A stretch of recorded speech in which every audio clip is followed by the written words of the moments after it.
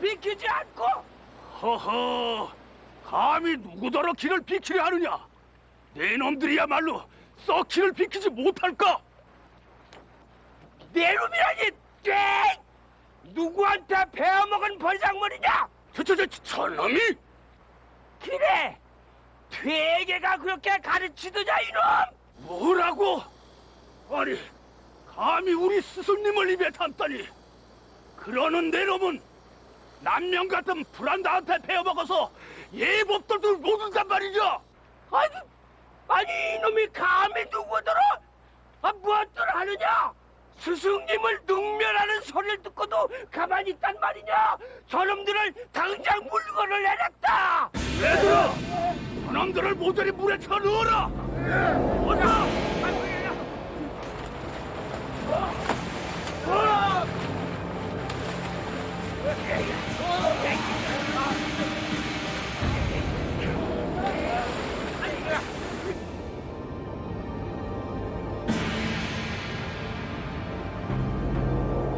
방금 보신 장면은 경남 하동 지방에 있는 가마연못이라는 연못 이름의 유래에 대한 이야기입니다.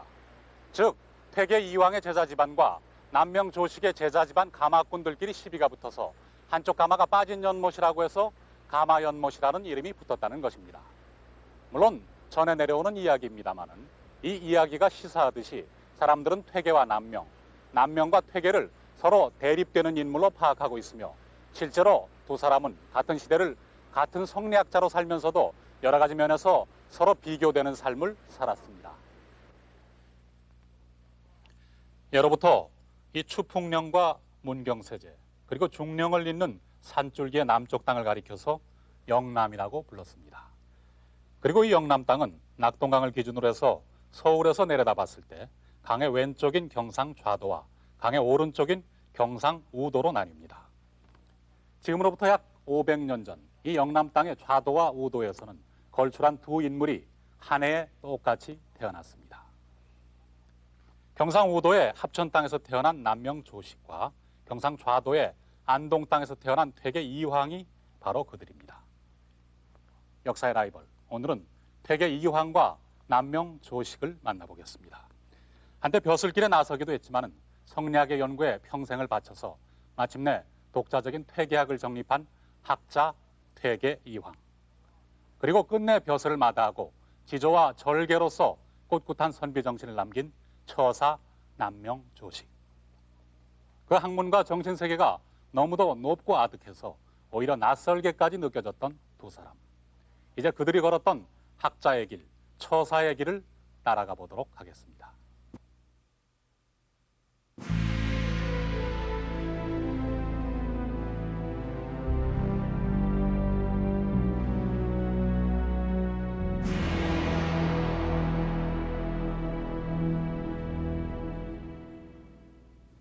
네가 세상에 나온 지 7달 만에 너희 아버님께서 타계하신 오늘날까지 나는 그야말로 가시방석 위에서 살아왔다. 집안 살림은 어떻게 이렇게 저렇게 꾸릴 수가 있었다만 혹여 과부의 자식들이란 소리가 들릴까 봐 특별히 너희들에게 경계하는 말이 많았던 게지. 어머님, 너 또한 글 읽는 선비로서 언젠가는 출사를 해서 벼슬길에 올라야 할 텐데 예매 생각으로는 네가 외방에 조그마한 고을 수령쯤으로 만족했으면 좋겠구나. 조그마한 고을 수령이라시면 너의 성격은 온유하나 또한 강직해서 높은 벼슬자리에 나가면 너를 따르는 무리들이 많겠지만 너를 시기하고 미워하는 소인배 또한 적지 않을 것이니 아직도 바른 말하는 참 선비들이 화를 당하는 세상이 아니더냐. 어머님의 말씀 마음 깊이 간직하겠습니다. 무슨 말이냐? 대가에 응시하지 않겠다니. 죄송합니다, 어머님. 그렇다면 10수년 넘게 글을 뭐하러 읽었더냐? 차라리 농군이나 초군이 되는 게 낫지 않았겠느냐? 어머님, 소자 또한 애초에 벼슬의 뜻을 두지 않은 것은 아니었습니다. 그러나 지난 기묘사화 때 숙부님께서 화를 당하시고 아버님 또한 간신배들의 모함으로 죽음을 당하시지 않았습니까? 간신배들이 무서워 피하겠다는 게야. 그렇다면 더더욱 돌아가신 아버님과 숙부님께 죄스러운 일이 아니겠느냐. 어머님, 어찌 선비의 길이 굳이 벼슬에만 있겠습니까? 대장부는 벼슬에 나아가서는 경륜을 펼쳐 세상을 이롭게 해야 하며 초야에 묻혀서는 지조와 절개를 지켜야 한다고 했습니다. 그래서 너는 초야에 묻히겠다는 게냐. 어찌 세상 일을 모두 잊고 살겠습니까? 다만 지금은 출사할 때도 아닐 뿐더러 저는 성현의 학문을 더 깊이 공부해서 실천하고 싶습니다.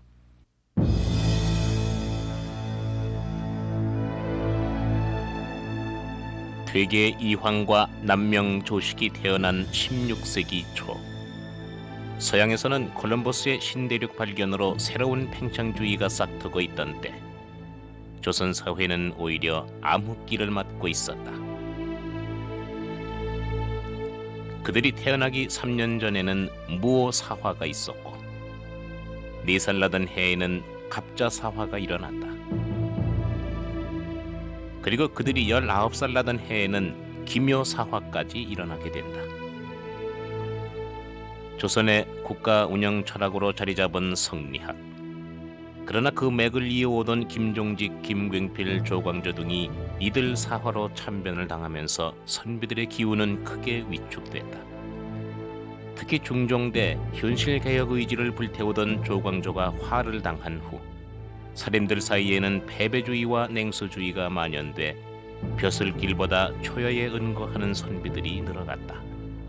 이러한 사회적 분위기는 퇴계와 남명의 삶에도 큰 영향을 끼치게 된다. 남명은 아버지의 영향으로 젊은 시절 몇 차례 과거에 응시하기도 했으나 결국 벼슬보다는 높은 기계와 저리를 지닌 처사의 길을 선택했다. 김해, 산해정, 합천의 뉘령정 등을 거쳐 마침내 지리산 천왕봉이 바라다 보이는 곳 진주 덕산에 산천제를 짓고 학문과 교육에 힘쓰게 된다. 이때 남명은 자신의 호방한 기상을 스스로 지리산 천왕봉에 비겨 이렇게 읊고 있다. 천석들이 큰 종을 보게나 크게 치지 않으면 소리 없다네. 어떻게 하면 두려산처럼 하늘이 울어도 울지 않을까?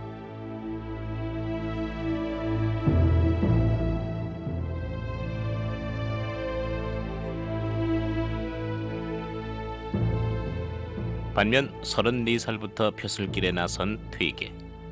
그러나 그의 마음 또한 항상 자연과 학문에 닿아 있었다.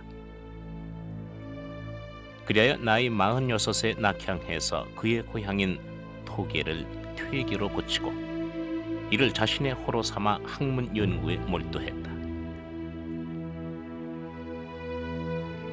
그렇지만 조정에서는 끊임없이 그에게 벼슬을 내렸으니 퇴계는 평생 72번이나 벼슬을 사양하는 등 낙향과 벼슬길의 반복 속에서도 끊임없이 학문 연구에 심혈을 기울인다. 이때 퇴계는 앞선 성현과 학문에 대한 흠모를 이렇게 읊었다. 고인도 날 못 보고 나도 고인 못 뵈. 고인을 못 봐도 지나던 길 앞에 있네. 지나던 길 앞에 있거늘 아니 가고 어쩔꼬.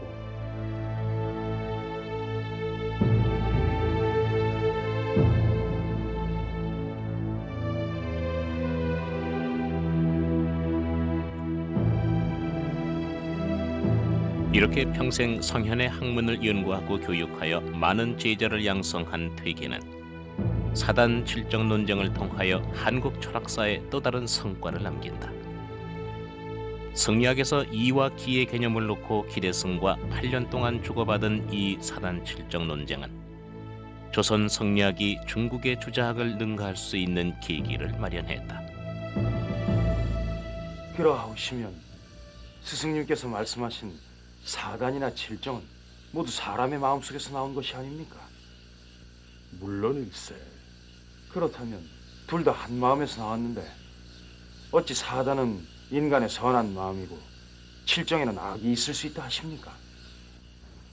측은지심, 사양지심, 수호지심, 시비지심 같은 사단은 인간의 이성, 즉 이에서 나온 것이기에 선한 것이고, 희, 노, 애, 구, 애, 오, 욕의 칠정은 인간의 감정, 즉 기에서 나온 것이기에 악한 마음이 포함될 수도 있다고 보네. 저는 사람의 선함과 악함이 따로 떨어져서 존재하는 것이 아니라 모두 사람의 마음속에서 동시에 일어날 수 있다고 봅니다. 따라서 이와 기 또한 따로 떼어서 분석할 성질이 아니라고 생각합니다. 아닐세. 주자오리에서도 사단은 이가 바란 것이고 칠정은 기가 바란 것이라고 분명히 나와 있다네. 허나 그것은 어디까지나 이론적으로 가능할 뿐 실제 사람의 성정은 이와 기가 결합된 구조로 나타나질 않사옵니까? 언뜻 보기에는 결합 구조 같으나 실제 이와 기는 분리되어 있는. 그러니 이를 가장 승하게 해서 사람이 착하고 선한 마음을 갖도록 하는 게 중요하다고 생각을 하네. 하오시면 사단에서 말씀하시는 선과 칠정에도 포함되어 있는 선은 같은 것인지요? 그러하다면 사단은 이가 바라여 기가 따르는 것이고 칠정은 기가 바라여 이가 올라타는 것으로 이해해 보시게나.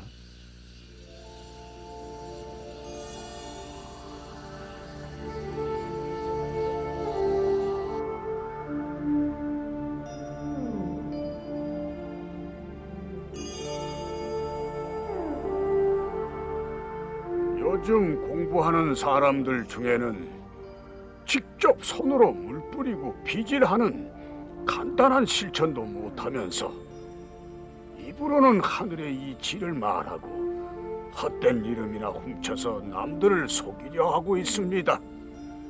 그러다가 도리어 남에게서 상처를 입게 되고 그 피해가 다른 사람에게까지 미치니 아마도 선생 같은 장로께서 꾸짖어 그만두게 하시지 않기 때문일 겁니다.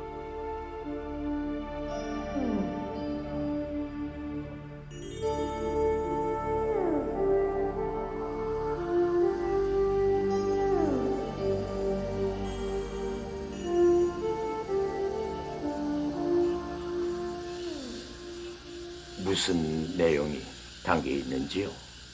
남명의 의견이 전부 틀린 건 아니네만은 내 보기에 그는 다른 길로 가고 있는 게 아닌가 싶네. 다른 길이라 하오시면 유하게 큰 길로 일로 매진하는 것이 아니라 초야에 사는 것을 핑계 삼아서 노자나 장자 쪽으로 기운 듯 싶네. 예? 그렇지 않고서야 공부하는 사람들의 진지한 논쟁을 한낱 고담 줄론이니 공리공론이니 하면서 폄하하겠는가? 마음 또한 순할 것이요. 벼슬아치가 맑고 깨끗하면은 백성들 마음마저도 맑고 깨끗해집니다.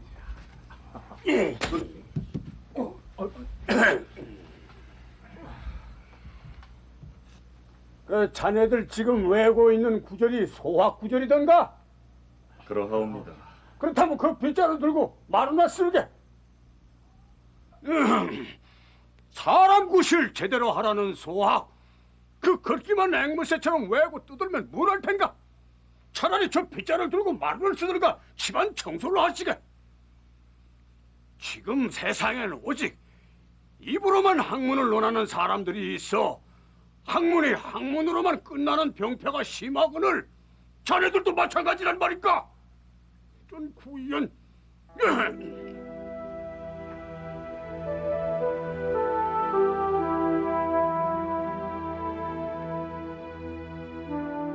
공리공담이 아니라 일상생활에 쓰이는 학문. 문장에 매달리기보다는 배운 것을 사회적으로 실천하는 학문. 이것이 남명의 학문에 대한 태도였다. 이런 남명에게 퇴계를 중심으로 한 당시 학풍은 비판적으로 보일 수밖에 없었다. 이 호리병 같은 입구를 막으면 적은 숫자로도 능히 지켜낼 수가 있네. 하오나 아무리 지형이 유리해도 적은 군사로는 한 곳에서 오래 싸움을 끌면 불리하다고 했사옵니다. 자네가 병서를 읽었는가? 심심파적으로 뒤적여본 적은 있사옵니다만 병서 또한 필수적인 학문일세. 제대로 익히시게. 병법이야 무관들이나 상관할 것이지 굳이 선비들이 밤낮으로 익힐 필요까지 어디 있겠사옵니까? 무릇 학문이란 시장에서 물건을 사는 것과 같은 거라네. 요즘 그 학문을 한다는 사람들을 보면 이미 선인들이 다 써놓은 책에만 몰두하여 이러쿵 저러쿵 말들만 하는데 이는 시장 바닥에서 하루 종일 좋은 물건을 흥정만 하고 결국 필요한 것은 하나도 구하지 못하는 것과 같은 이치라네. 하나 이 병법과 같은 학문은 과실을 손에 잡은 것과 같아서 언젠가는 세상과 사람들을 위해서 요긴하게 쓰일 것일세. 책에만 몰두하는 경향이 있다는 말씀은 혹시 퇴계 선생을 두고 이르심인지요? 학문이 학문을 위한 공리공담으로 흐르는 것을 경계하신 말씀으로 이해되네.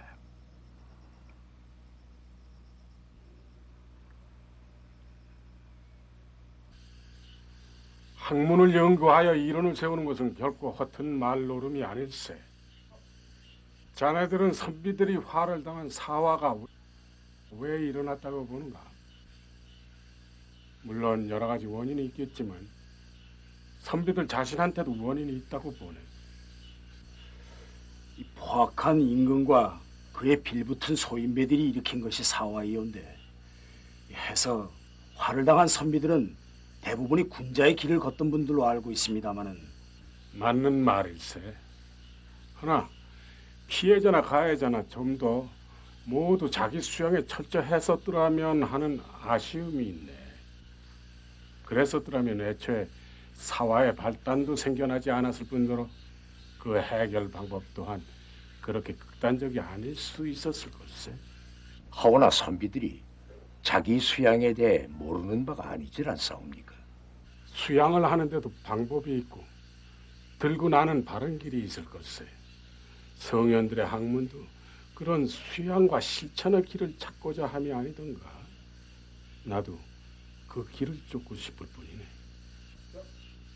내가 굳이 이와 기의 문제에 매달리는 것도 우주의 원리와 사람의 이치를 제대로 파악을 해서 사람의 착한 본성을 크게 일으킬 방법을 모색하려 하면서. 퇴계는 무엇보다도 성현들이 남긴 것을 대단히 중요시 여겼던 분입니다. 그는 이러한 것을 깊이 궁리함으로써 알미 투철해지고 그로 말미암아 바른 실천이 나올 수 있다고 보았습니다.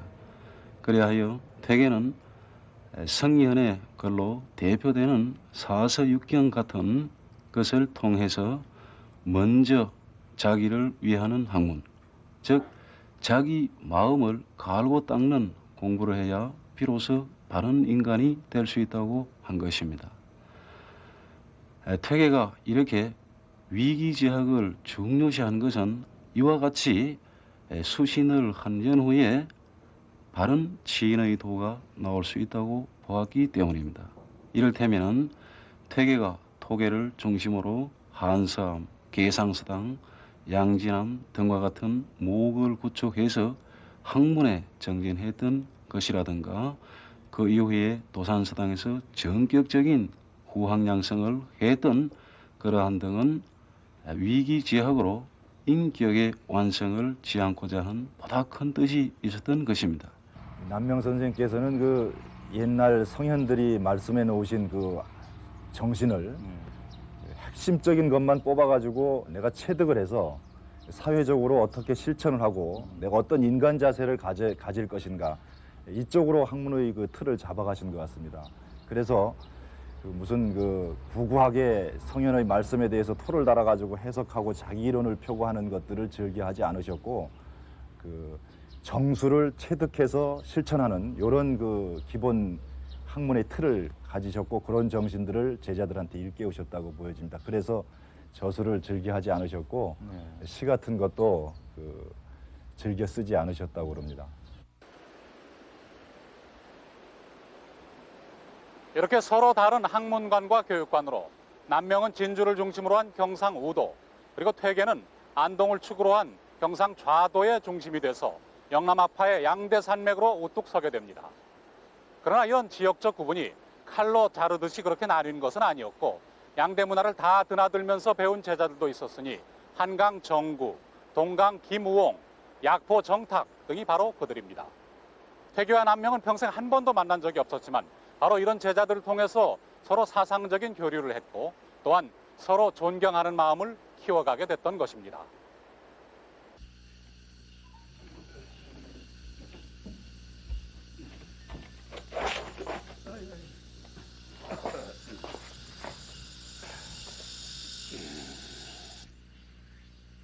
스승님의 크신 은혜 어떻게 갚아야 할지 아득할 따름이 옵니다.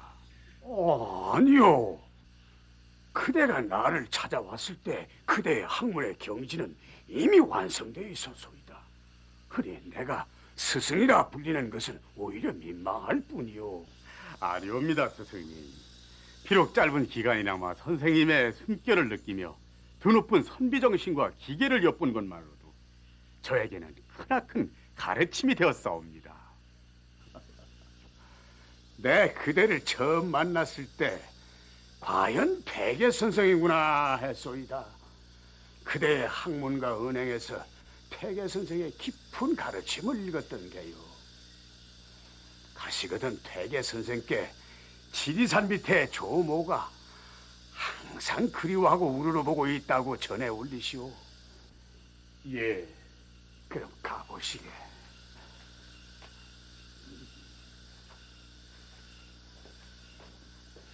여보시게 약포. 예, 선생님. 내 따로 그대에게 줄 것은 없고 이 뒷곁에 가면 소가 한 마리 있을 테니 그걸 끌고 가시게. 예?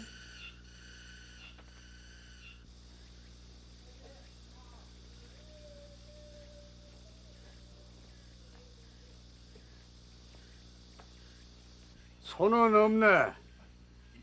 예? 그러니 마음의 소를 갖고 가시게. 마음의 소라 하심은 그렇소이다. 그대는 마음이 급해지는 수가 종종 있었소이다. 흔히 이제 마음속에 소를 기르며 그 소의 우직함과 신중함을 배운다면 능히 세상에 그 이름을 내 걸어도 될 것이오.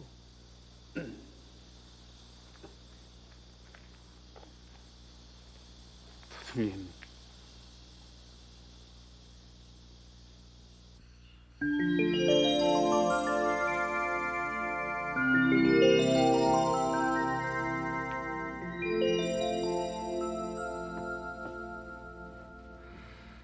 선생님이 그늘에서 평생도록 머물고 싶사오나 부득이하게 떠나게 되었사옵니다. 제가 간직해야 할 말씀 한마디만 내려주신다면 잠시도 잊지 않고 저의 거울로 삼겠습니다. 당치 않소이다. 그대와 내가 나이 차이 때문에 이제야 만난 것이 아쉬울 지경인데 내가 무슨 얘기를 해줄 수 있겠소? 그대는 총명하니 알아서 잘 해나갈 것이오. 하오나 어째 스승님께서 저에게 남기실 말씀이 없겠습니까? 굳이 그러하다면 내 높아심에서 한 말씀 드리겠소. 마음가짐에 있어서는 속이지 않음을 귀히 여기고 벼슬에 나아가서는 일 좋아하는 것을 경계하시오. 마음을 속이지 말라 하시면 알아듣겠사오나 벼슬에 나가 일을 경계하라 하시면 그대는 나와 달리 벼슬에 큰 관심이 있소이다. 그러하니 벼슬에 오르더라도 섣불리 심하게 일을 일으키지 말라는 뜻이요. 마음의 수양에 앞서 일에 민첩하다 보면 일과 학문 모두를 놓치는 수가 있소이다.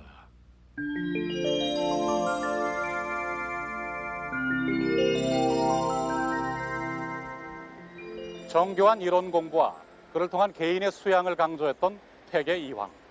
그리고 학문은 학문에서 그치는 것이 아니라 사회적으로 실천되어야 한다는 신념과 정신을 강조했던 남명 조식.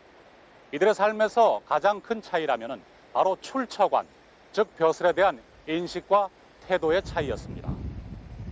이들의 장년 시절 조정은 외척인 윤임과 윤원영 일파 간의 권력 투쟁으로 어수선해서 안으로는 관리들의 횡포가 백성들을 핍박하고 밖으로는 왜구들의 침탈이 극심해지는 그야말로 외후 내환의 시기였습니다. 이러한 때 퇴계는 이미 벼슬길에 올라 있었고 조정에서는 살인들 간의 이름이 높은 남명에게 유일처사를 천거한다는 명목으로 몇 차례나 벼슬을 내렸습니다. 그러나 그때마다 남명은 그 벼슬 받기를 사양합니다. 기어이 주부직을 맡지 않으실 작정이신지요? 송구한 말씀입니다만 전생서 주부라면 정육품직입니다. 유일처사를 한꺼번에 육품직에 제수한다는 것은 전무한 일이라고들 합니다. 정육품이라. 전생서 주부가 뭐 하는 자리인가? 제사에 쓸 음식을 마련하고 관장하는 곳이라고 알고 있습니다만. 그럼 됐네.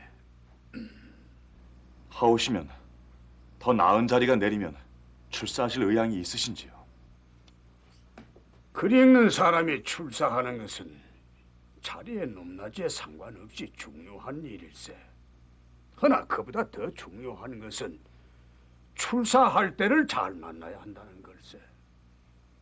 때가 아닌 때에 함부로 출사를 했다가 뜻을 제대로 펼치지 못한다면 이 또한 바른 길이 아닐세. 때가 아니면은 나아가서 때를 바로잡아야 하지 않겠습니까? 물론 자네 말도 일리가 있네. 허나 살림에 묻혀 있다 해서 시국을 바로잡지 못할 바도 없다고 보네. 진흙밭에 발을 담그느니 차라리 옳고 고든 말로서 세상을 나무라겠네.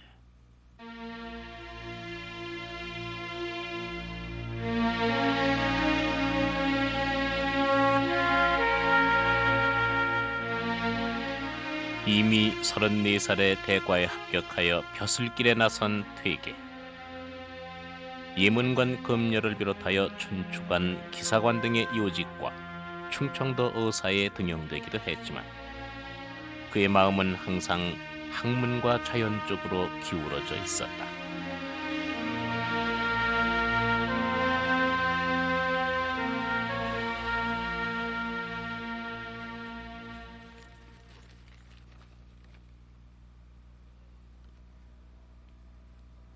아니 이 사람, 이 설마 받아주옵소서. 소인의 간절한 소망이옵니다. 근 10여 년간 나라의 녹을 축내으나 위로는 성은을 갚지 못했고 아래로는 백성들의 뜻을 이루지 못하였습니다. 원래가 아둔해서 이제야 소인의 자질과 재능이 얕음을 알았사옵니다. 여보게, 왜 이러시는가 자네? 예빈씨 부정이라는 새 자리가 성에 차지 않아서 이러시는 겐가? 언감생심 그럴 리가 있겠사옵니까? 오히려 소인의 능력에 비해 차고 넘치는 과분한 자리이옵니다. 그렇다면은 다시 생각하시게. 지금이야말로 자네 같은 사람이 절실하게 필요하다는 것을 자네 스스로가 더 잘 알고 있지 않은가? 죄송하옵니다만 소인의 간청을 들어주시옵소서. 이렇게 벼슬을 사양하기 시작한 퇴계. 그러나 당시 조정은 퇴계처럼 뛰어난 사람을 그냥 둘 만큼 한가하지 못했다. 치열한 권력 다툼을 벌이고 있던 윤씨의 적들은 퇴계와 같이 이름난 학자를 조정으로 불러들임으로써 자신들의 정통성을 인정받고자 했던 것이다. 이제 정녕 초야에 묻히실 생각인지요? 공연히 조정에 나가서 이리저리 부대끼는 것보다야 내 일찍이 이 나라를 바로 세우는 길이 교육에 있음을 깨달았거늘 그동안 너무 번잡하게 살아온 듯 싶어. 하오나 이번에는 조정에서 강경하옵니다. 성균관 대사성이면 이 나라 교육을 책임지고 있는 막중한 자리라며 시골 서당 훈장 노릇을 하면서 성균관 일은 왜 안 하시냐며 야단들이 옵니다. 어찌해서 이토록 몰라주는고. 내 평생 글자를 들여다보면서 살아서 이제 겨우 시줄 날줄을 구별할 수 있게 되었는데 배는 언제 다 짠단 말인가. 공자께서도 벼슬하다가 여유 있으면 학문하고 학문하다가 여유 있으면 벼슬한다고 했지 않사옵니까? 학문이 뭔가? 우주와 세상의 이치를 궁구하여 사람이 사람의 숲으로 갈 수 있게 길을 닦는 것 아닌가? 옛 성현들께서도 당대의 학문의 완성을 이루지는 못하였사옵니다. 완성을 바라는 게 아닐세. 벼슬에 나아가 모자라는 힘을 보태느니 이 난세를 이겨낼 학문을 세워서 그 학문을 세상에 널리 펼치고 싶을 뿐일세.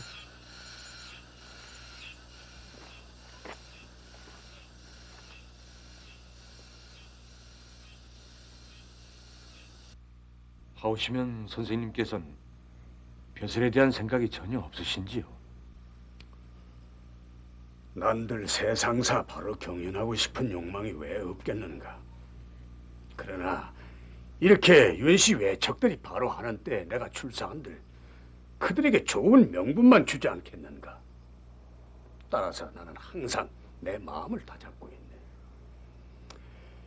때가 아니니 세상사에 미혹되지 말자고. 또 그것이 의에 머무는 길이라. 하루에도 몇 번씩 나는 내 마음을 다짐하고 있네. 하오면 저희들도 벼슬길을 포기해야 하는지요?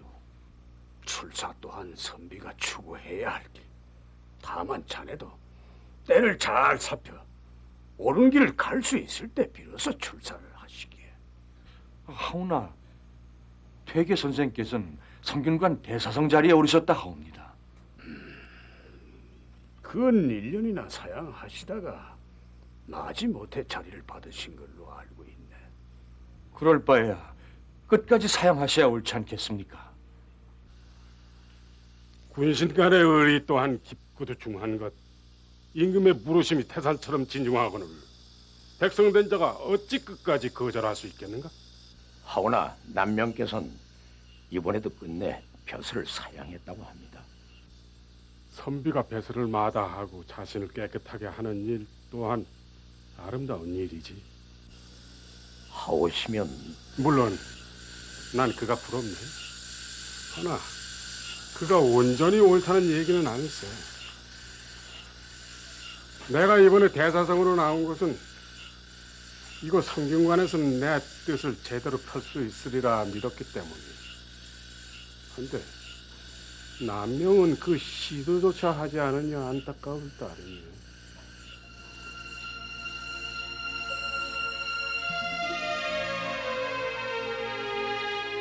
요즘 조정에서는 숨어 사는 인재를 청거해서 쓰니 이제 임금께서 조공께 육품 벼슬을 특별히 명령하여 내리니 이는 우리나라에서 보기 드문 조처입니다.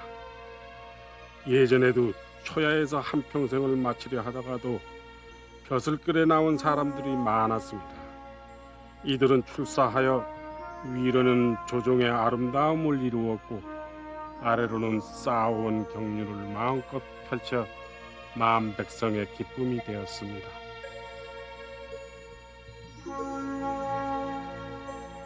남명은 퇴계의 편지를 읽고 또 읽었다.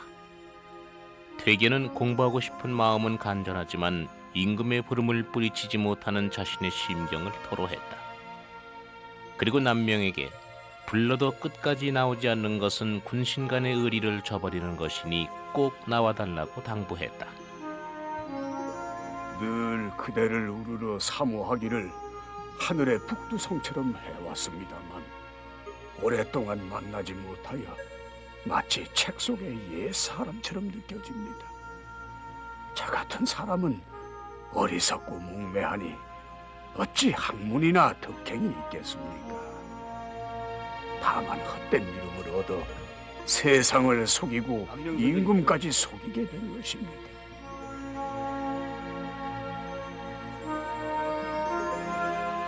남명은 정중하게 퇴계의 당부를 거절했다.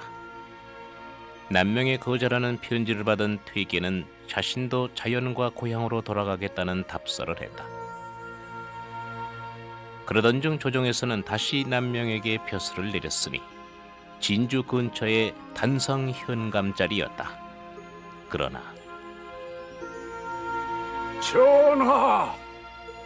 전하의 나란 일은 그릇되어서 나라의 근본은 이미 망했고 하늘의 뜻은 가버렸으며 민심도 벌써 떠나버렸사옵니다. 낮은 벼슬아치는 아래에서 히덕거리며 주색만 즐기고 높은 벼슬아치는 높은 데에서 어름모름하면서 오직 재산 늘리기에만 몰두하고 있사옵니다. 문정왕후께서는 생각이 깊으시기는 하나 깊숙한 궁중의 한 과부에 지나지 않고 전하께서는 어리시어 다만 선왕의 외로운 고아일 뿐이니 천가지 백가지의 천재지변과 억만갈래로 갈라지고 찢겨진 백성들의 마음을 무엇으로 감당해내며 또 그 무엇으로 수습을 하시겠사옵니까, 전하? 도대체 이것이 무엇이냐?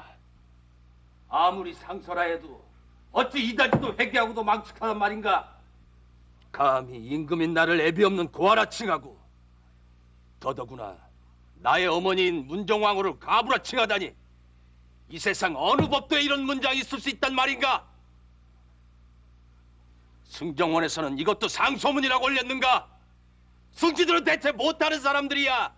신등도 조식의 상소가 문제된 줄은 알았사오나 이미 경상감사가 접수하였기에 올릴 수밖에 없었사옵니다. 아무리 그러하다 한들 이는 있을 수가 없는 일. 승지들이 이따위 상소를 보았다면은 승지들이 먼저 조식을 벌줘야 한다고 주청을 해야 될 게 아닌가? 전하, 임금이 상소를 보고 화를 내는 것은 온 나라의 입을 막는 일이옵니다. 부디 자중하시옵소서. 그런 소리 마오. 그대가 임금이라도 이런 상소문을 대한다면 통분이 터질 것이오. 내 반드시 이를 짚고 넘어갈 것이오. 조식은 숨어 사는 선비옵니다. 만약 그의 상소를 문제 삼아 그를 벌주신다면 조야가 더욱 시끄러워질 우려가 있사옵니다. 하오니 그의 단성 현감 직책만 거두시고 벌은 주지 마시옵소서. 또한 조식은 이미 사람들 간에 그 이름이 높습니다. 만약 이 일로 그를 벌한다면 전체 사람이 등을 돌려 걷잡을 수 없는 사태가 발생할 우려도 있사옵니다. 통촉하옵소서.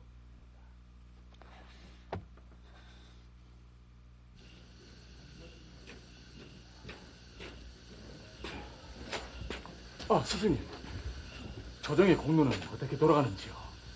다이 조공을 벌주자는 주장은 없는 듯한 한시름 놓았네.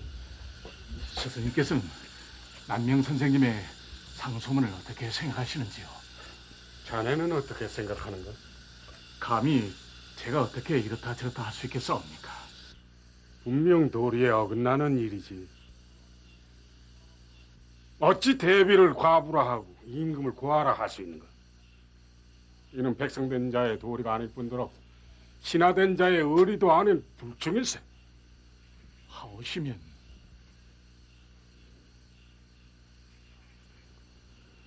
허나 바른 말을 거침없이 할 수 있는 그 기계는 부럽네.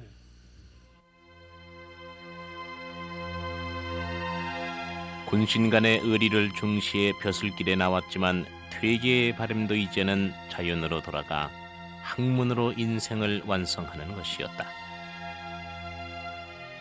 경상북도 안동 토계동에 자리 잡은 토산 서원. 이 서원은 본래 퇴계가 만년에 제자들을 가르치려고 세운 서당이었다.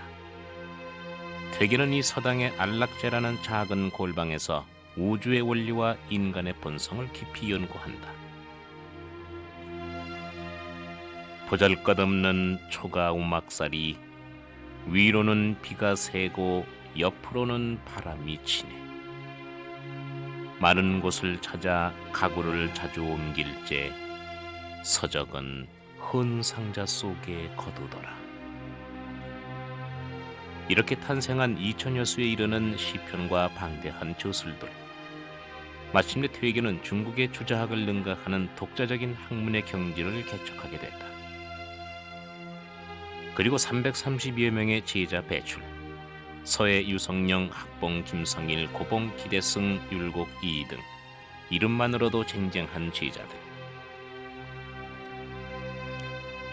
이들은 뒷날 난민이라는 붕당을 형성, 퇴계의 학풍을 계승 발전시켜 조선 정신사의 한 축을 담당하게 된다.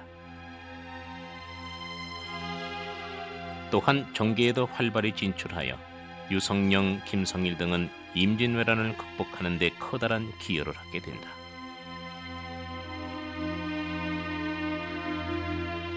퇴계는 서원운동뿐만 아니라 향학 보급에도 힘써 경상좌도를 중심으로 지금도 강하게 남아있는 안동지방에 건강한 양반 문화의 뿌리를 마련했다.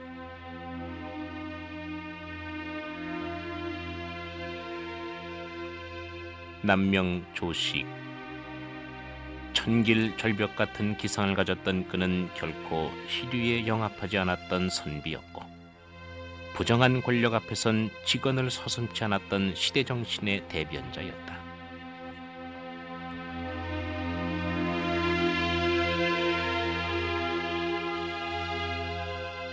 남명은 지리산 자락 깊은 곳에서 높은 선비의 기계를 보이며 오직 경과 의의 실천에 힘썼다. 이를 위해 평소에도 경이검이라는 칼을 항상 몸에 지니고 다녔던 그는 후학 양성에도 노력했으니 내암 정인홍, 망우 곽재우, 조정도, 김면 등이 모두 그의 문화에서 나왔다. 이들은 사회적 실천을 강조한 남명의 가르침을 계승하여 임진왜란 때에 50여 명의 의병장으로 가장 큰 활약을 해서 광해조에는 북인이라는 붕당을 형성, 정계의 주도권을 장악하고 국정을 이끌어 나가게 된다. 경을 바탕으로 한 의의 실천, 이러한 남명 정신은 이후로도 진주 농민 항쟁과 일제하 독립운동에까지 면면이 흘렀다.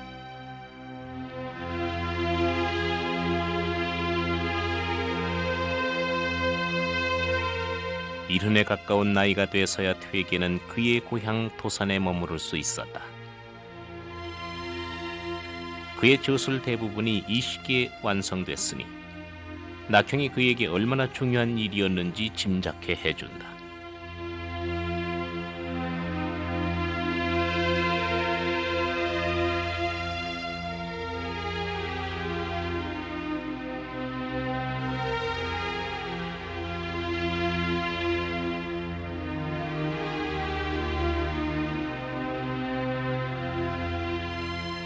명종 21년 가을, 드디어 남명이 명종의 부름에 응했다.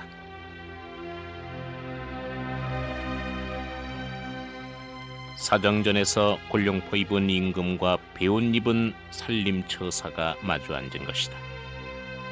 어쩌면 남명은 이 순간에 그의 일생에서 마지막 기대를 걸었는지도 모를 일이다.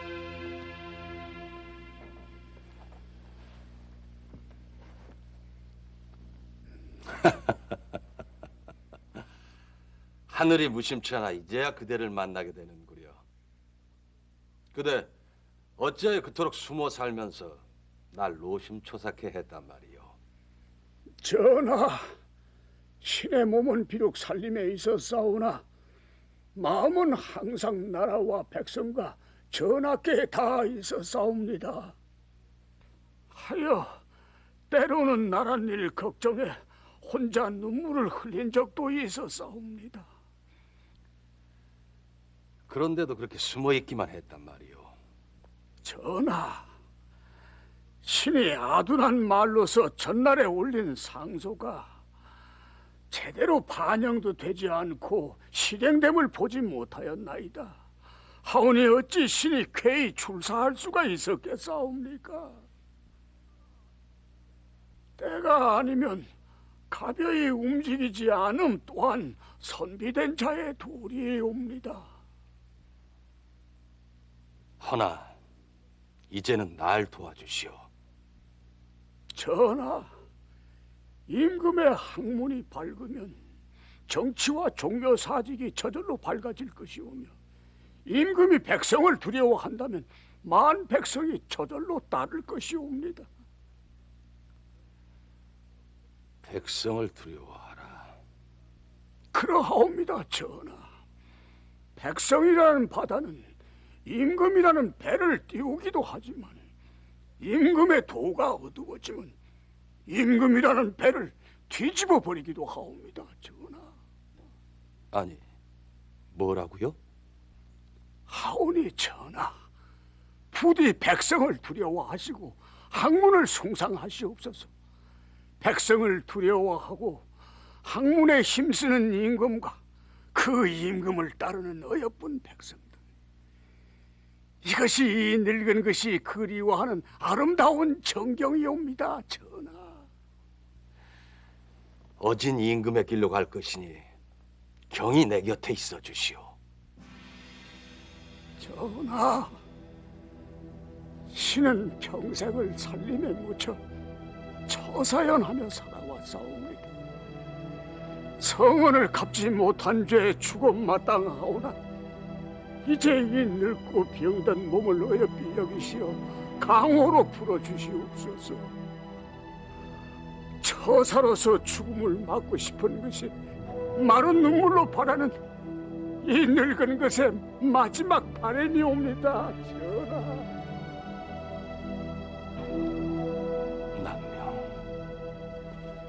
전하.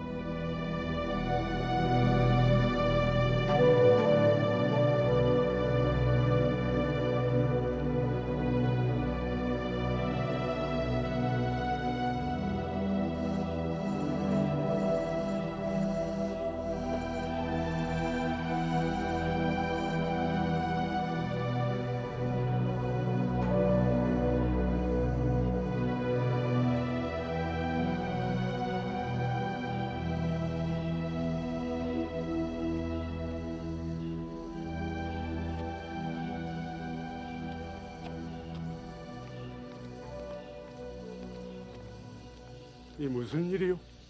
어명이 옵니다, 대감. 어명이라니요? 아무리 불러도 대감이 나오시지 않으시니 전하께서 대감이 계신 곳을 화폭에 담아 병풍을 만들어 머리맡에 펼쳐두시면서 항상 대감을 그리워하겠다 하셨사옵니다.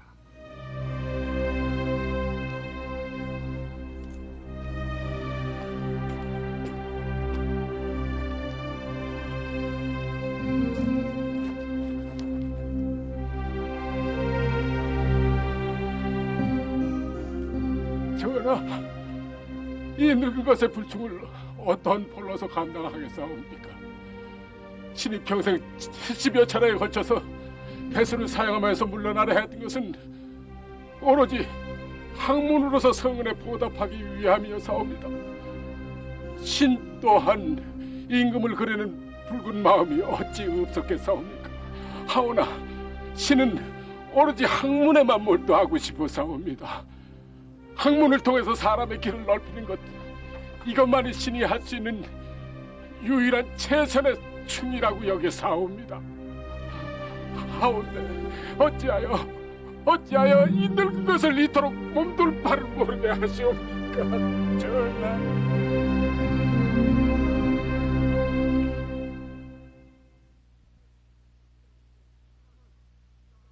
나는 비단으로 배를 짜다가 한 피를 다 채우지 못했으나 퇴계 선생께서는 삼으로 배를 짜서 한 피를 세상에 내놓은 셈이지요.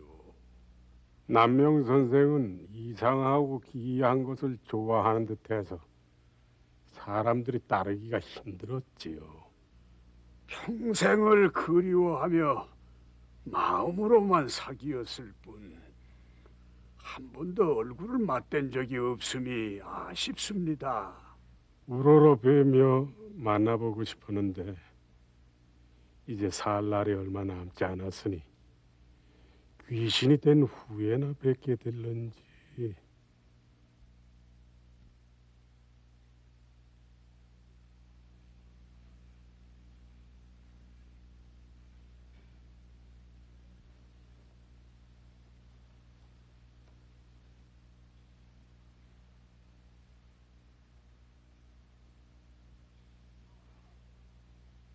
공과 더불어 사던 칠정을 논하고 이 길을 찾던 지난 세월이 그리워지는구려. 스승님, 우리들의 논쟁으로 말미암아 비로소 학문에 정진하는 분위기가 승하고 선비들의 기풍이 진작된 것은 참으로 다양한 일이네. 이제 비로소 조선의 성리학이 제대로 꽃을 필 수 있을 것 같아. 아니옵니다. 아직도 모자르옵니다.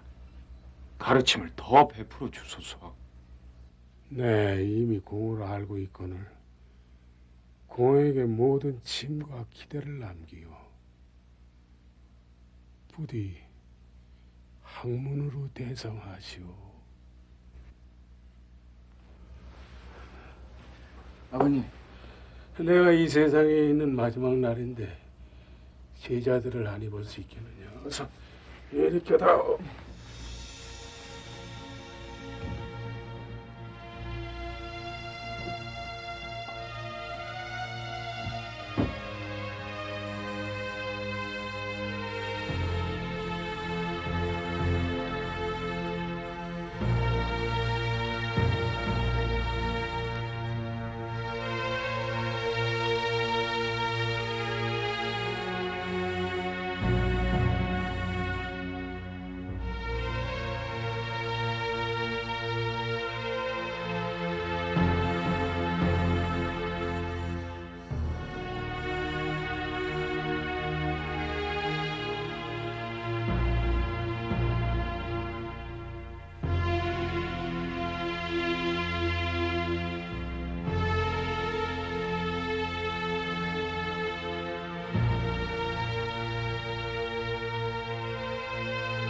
내 화분에 물을 주어라. 아니, 스승님! 스승님!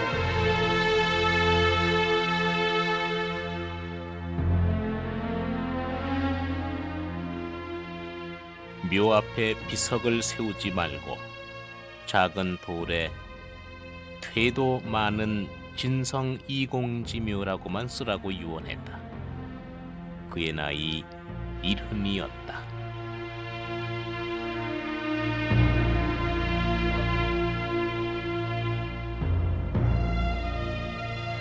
저 두 글자는 해와 달이니라.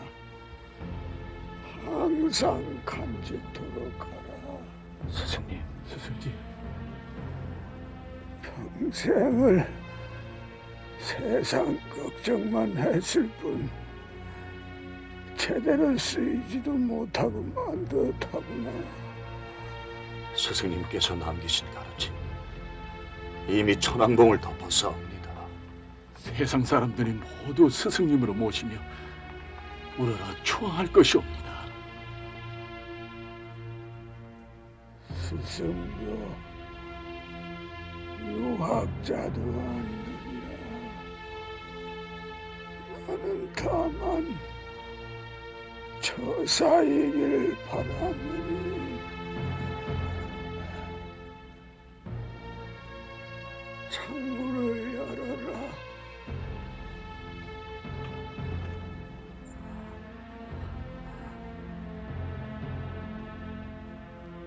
햇빛이 보이느냐?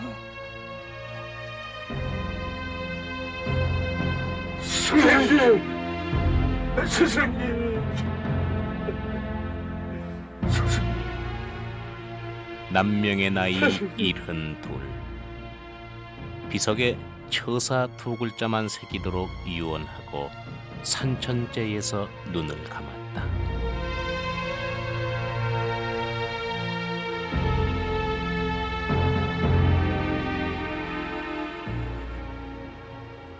절개와 지조로 꼿꼿한 처사의 길을 걸었던 남명 조식, 그리고 끊임없는 벼슬길의 풍랑 속에서도 빛나는 학문적 업적을 이룬 대학자 퇴계 이황.